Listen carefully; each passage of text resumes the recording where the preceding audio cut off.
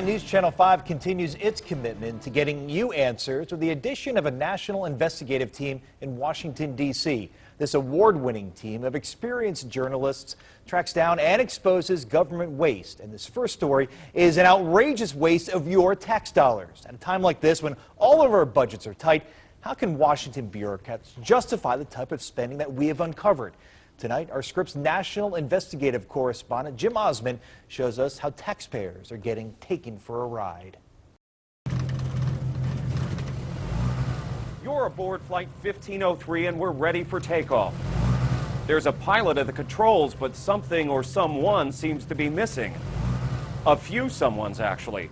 Critics say this is an enormous waste of your hard-earned money. This is absolutely outrageous. We're running $17 trillion in deficit. Attention all taxpayers, fasten your seatbelts. It's going to be a bumpy and expensive flight.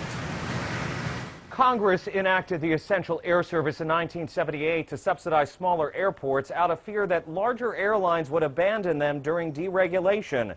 It was a program that was only supposed to last a few years, but get this. 34 years later, the program is still going on, which raises the question, how essential is the Essential Air Service after all? Our investigative team boarded flight after flight after flight to see for ourselves. After all, each passenger seat is subsidized by the government. We logged thousands of miles in the air, and what we found may surprise you. We're traveling this day from Baltimore to Hagerstown, Maryland. This collapsed seat shows they weren't expecting many people. You see the captain on the left? The guy to his right is not part of the crew. The plane was so empty, the captain allowed this passenger to sit in the co-pilot seat.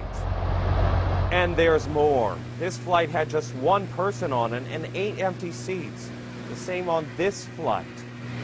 And this 19-seater from Cleveland to Du Bois, Pennsylvania, had just one passenger as well. The Essential Air Service is non-essential. Tom Schatz is the president of the Washington-based group Citizen.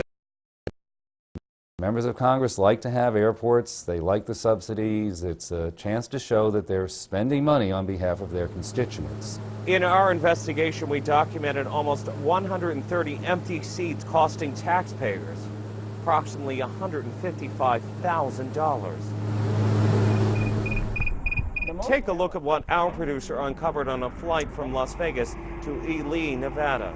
He's about to get on board a flight where he's the sole passenger. That's right, the flight is totally empty, but each seat is still subsidized at a rate of $3,700, and it adds up. This one flight cost all of us a total of $70,000. In all, there are more than 100 subsidized flight routes across the country. In 2010, Congress allocated $200 million for the Essential Air Service program.